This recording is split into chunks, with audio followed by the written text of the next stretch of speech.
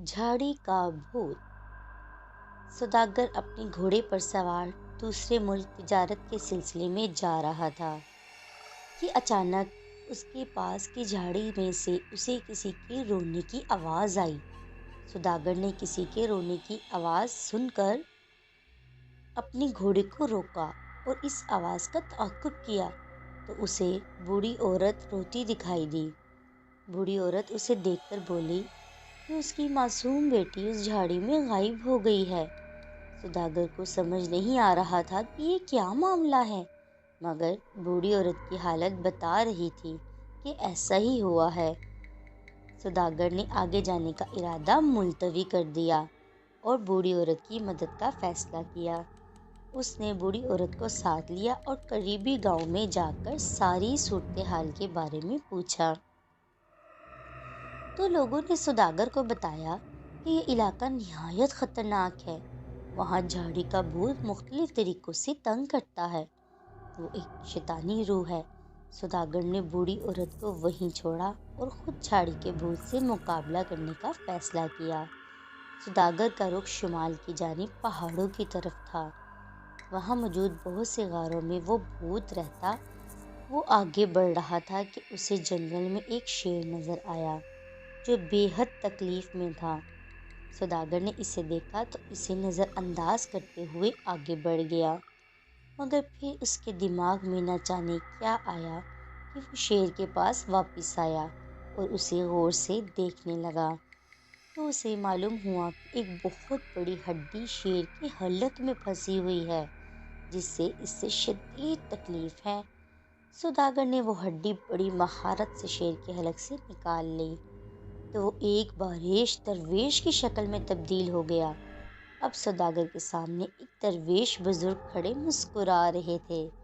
بزرگ نے اس سوداگر کو شاباش دی اور جھاڑی کے بھوت سے لڑنے کا طریقہ وظیفہ بھی بتایا۔ سوداگر بزرگ کا شکریہ ادا کرتے ہوئے بھوت کی جانب چل پڑا۔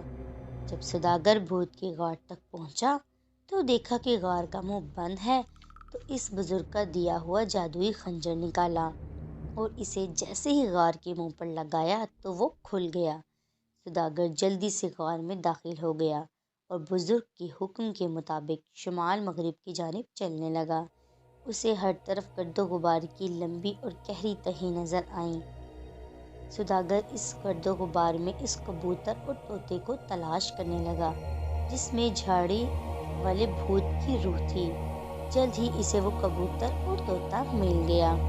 سوداگر نے جلدی سے خنجر نکالا اور بزرگ کا بتایا ہوا وظیفہ پڑھ کر اس کبوتر اور طوطے کی گردن نکال دی۔ جھاڑی والا بھوت 2-3 لڑکیوں کو تخت پر بٹھا کر ان کا خون پینے ہی والا تھا، مگر جیسے ہی سوداگر نے کبوتر اور طوطے کی گردن کاٹی ویسے ہی جھاڑی والا بھوت زمین پر آ کر فوراً ہی گر گیا۔ سوداگر نے اس بھوت کے سر کے بال کاٹ دیے اور اسے آگ لگا دی۔ جیسے ہی بالوں کو آگ لگی تو پوری غار میں آگ بھڑک اٹھی اور وہاں مختلف چیخوں کی آواز گونجنے لگی۔ سوداگر نے ان لڑکیوں کو جلدی سے اپنے ساتھ چلنے کو کہا اور وہ سب غار سے باہر آ گئے۔ وہ غار میں زوردار دھماکہ ہوا اور اس طرح بھوت کی موت ہو گئی۔ ان لڑکیوں میں بوڑھی عورت کی بیٹی بھی موجود تھی۔ سب لڑکیاں اپنے اپنے گھر چلی گئیں۔ گاؤں کے سب لوگوں نے سوداگر کا شکریہ ادا کیا۔ سوداگر اس کے بعد اپنے سفر کو روانہ ہو گیا۔ اس طرح گاؤں کے لوگوں کو بھوت سے نجات حاصل ہو گئی اور سب نے فیصلہ کیا کہ جس طرح سوداگر نے پورے گاؤں کی مدد کی، اس طرح ہم سب بھی ایک دوسرے کی مدد کریں گے۔ پیارے بچوں، کیسی لگی آپ کو یہ ہماری مورل سٹوری کہ ہمیں ایک دوسرے کی مدد کرنی چاہیے، اور جب انسان کسی کی مدد کرنے کا ارادہ کر لیتا ہے تو اللہ پاک اس کا ضرور ساتھ دیتے ہیں، جیسا کہ سوداگر کا ساتھ دیا اللہ پاک نے کہ اتنے بڑے بھوت سے اس نے اس جنگ کو جیت لیا۔ پیارے بچوں، آپ بھی ایک دوسرے کی مدد کیا کریں، ٹھیک ہے؟ اب میرے چینل کو سبسکرائب بھی کیجیے گا، لائک بھی کیجیے گا اور شیئر بھی کیجیے گا۔ تھینک یو، اللہ حافظ۔